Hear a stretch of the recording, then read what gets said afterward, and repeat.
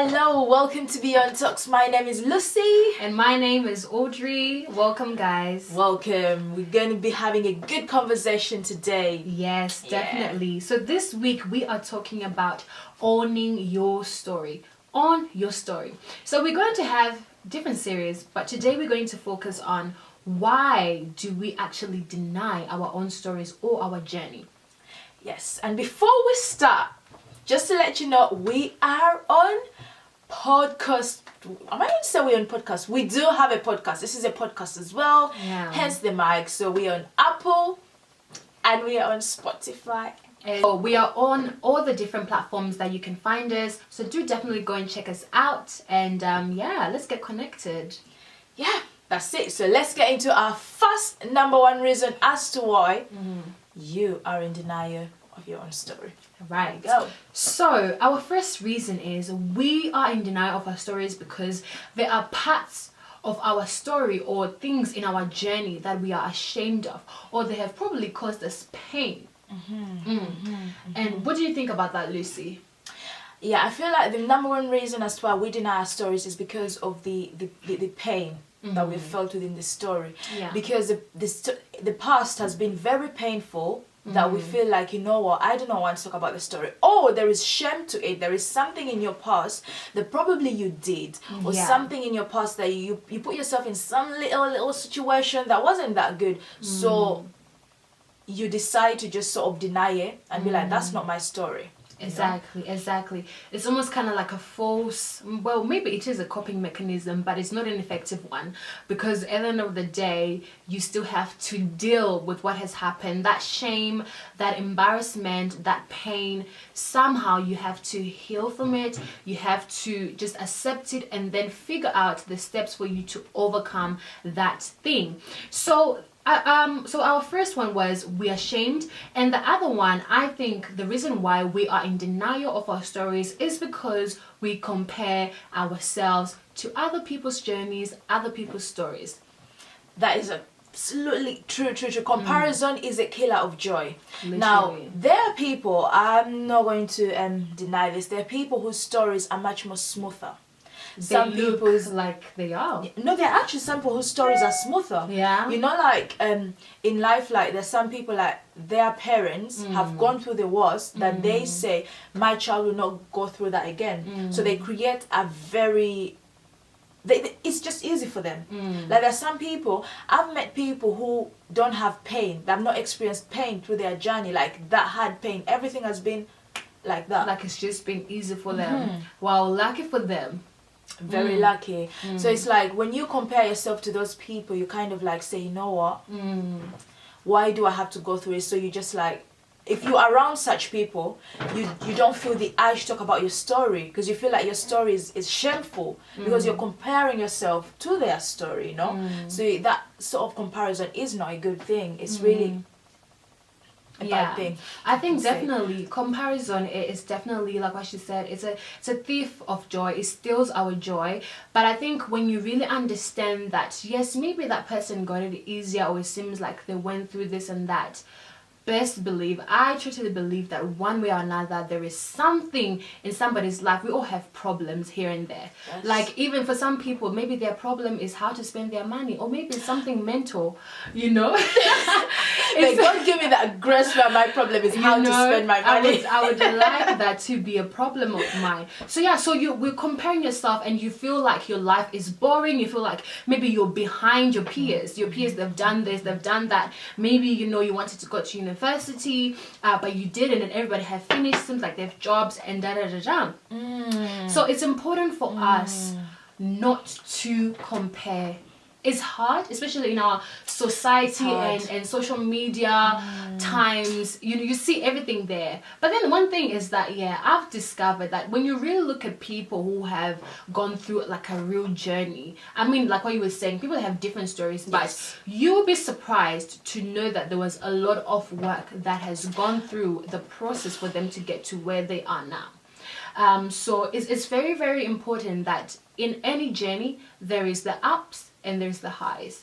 And then our third point of why we believe that people are in denial of their stories is that we have created then a false life.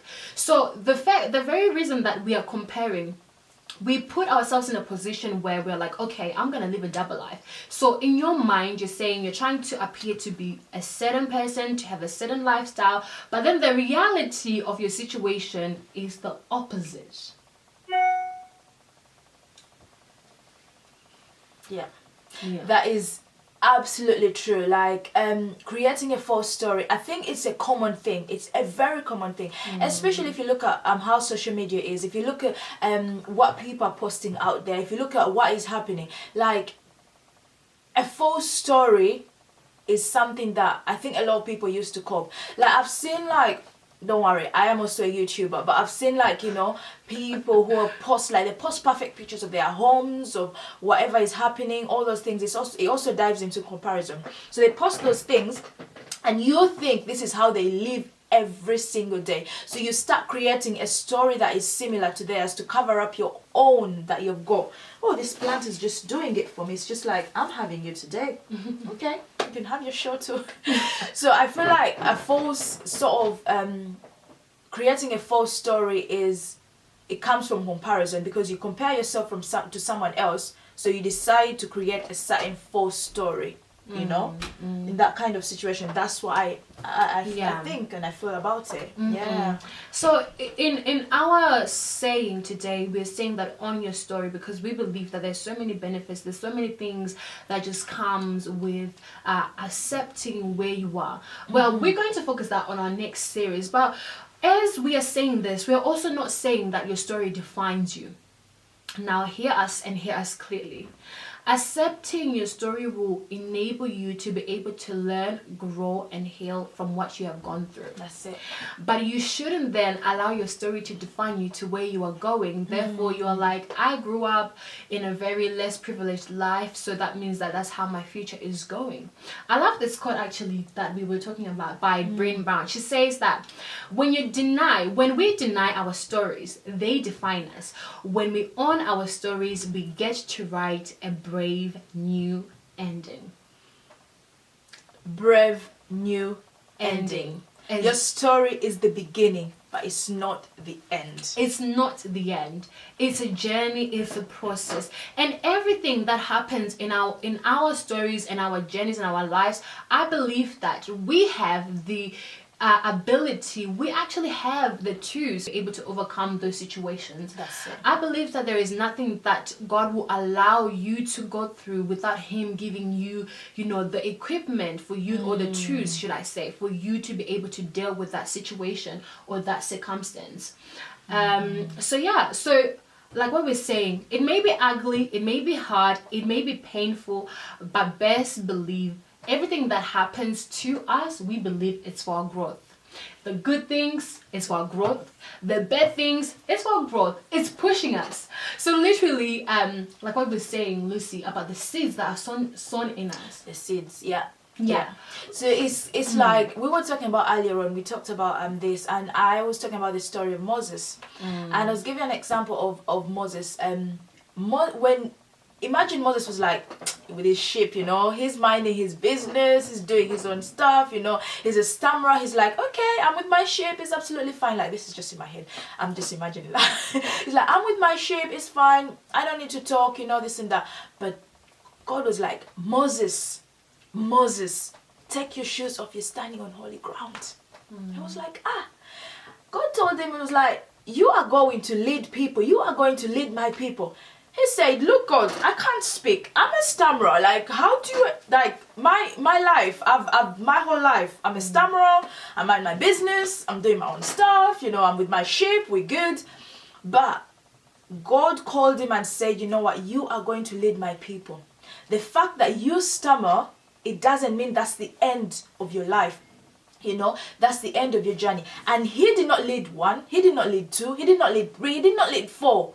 Thousands of people. Till this day, we still talk about Moses. Till this day, his story is something that we sort of use, in our lives. So it is really like your story, your journey, the way you started in life is not something that's going to define you, but you have to accept it. And you need to understand that the first step of going out of that is acceptance. When you accept, then you're able to kind of gravitate to other things, you know. But when you feel like, you know what, my story is like this, my story is like that, blah blah. And also one thing that I've seen from that is self-pity.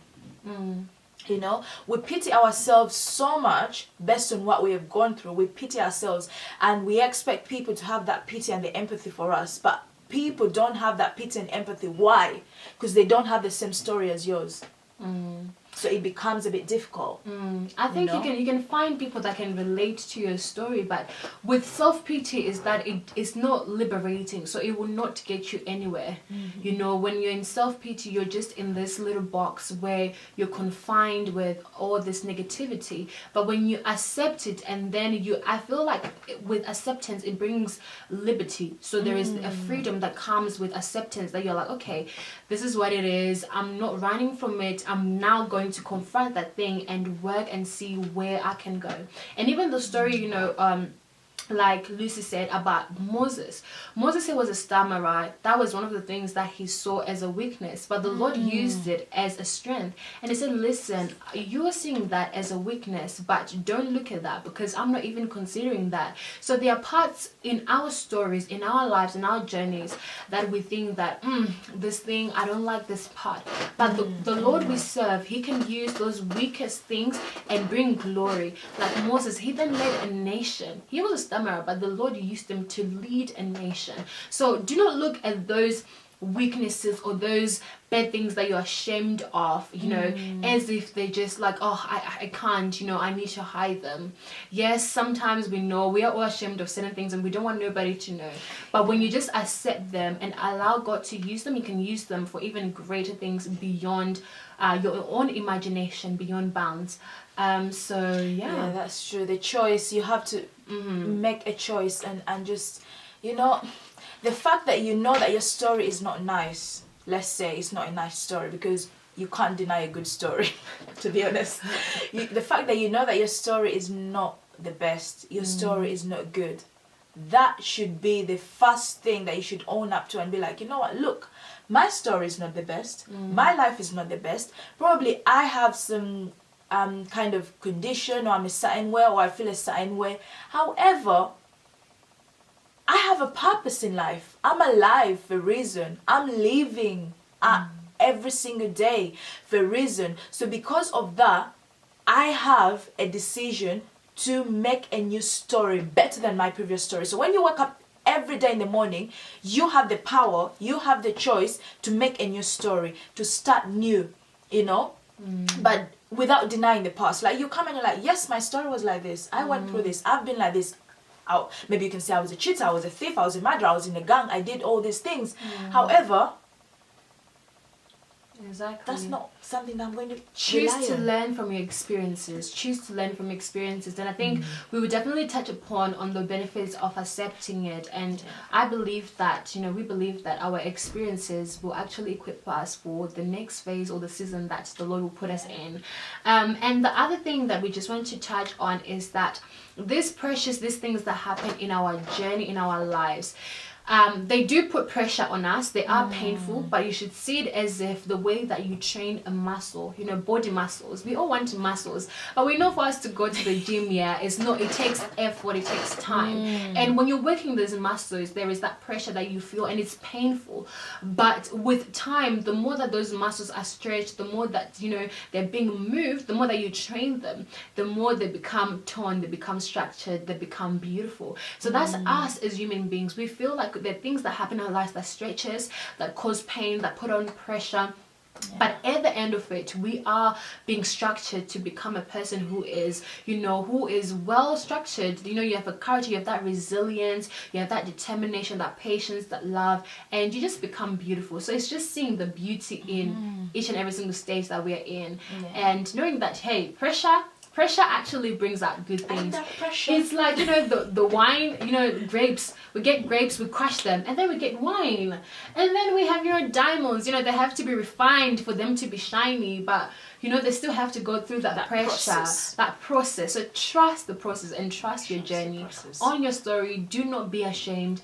You are you, and God is definitely going to use those things that you're ashamed of for your good. Like, literally. Everything happens for greater good. And it's like, I just want you to take a moment and just imagine a road. Your destination is to get, let's say, my destination is go to London. However, for me to get to London, I need to go through a certain journey. I need to go through a road. That road is not straight. It's full of corners, it's full of bumps. Ahead of me, maybe there's a road stop, and maybe the lights are cancelled. Then there is an accident ahead. Then there are kind of like potholes. Are they potholes or bumps? I call them potholes. On your way. All those things are happening on your journey towards London. They have to happen. They are inevitable, So it's just like in life as well. You have to think about that. Look, as I'm driving, there's going to be a corner around there. As I'm driving, there's going to be a road stop. And probably I need to take another route. On the journey as well, there's going to be a bump. There's going to be like a boom, like a down and an up. So if you think about that and then you put it, like you apply it to your life, it will help you to understand that nothing in life is the way it is. It's like we have a Bible. If Jesus or God knew that life is as easy as possible, He wouldn't even give you like a manual. It would be as small as this. It would be like, just use this to just help you with life and this. But He gave us He left us with a word.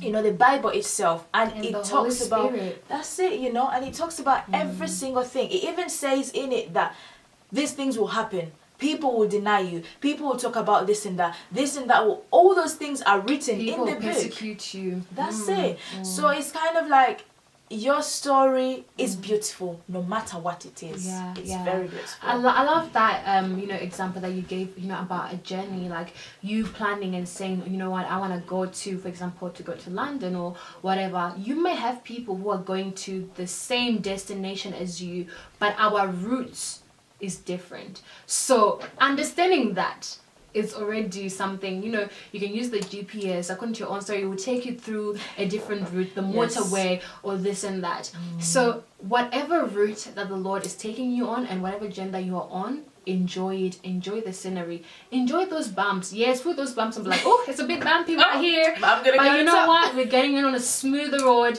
and all of these things. So so I hope that you guys, you've got something from it, that there is power in owning your story. Do not deny it. Do not deny your story. And we're excited to come back with another series of us touching on the benefits of actually owning your stories. So hope you guys, you took 1 or 2, 3 points from this and share with your friends. Get more people to come in.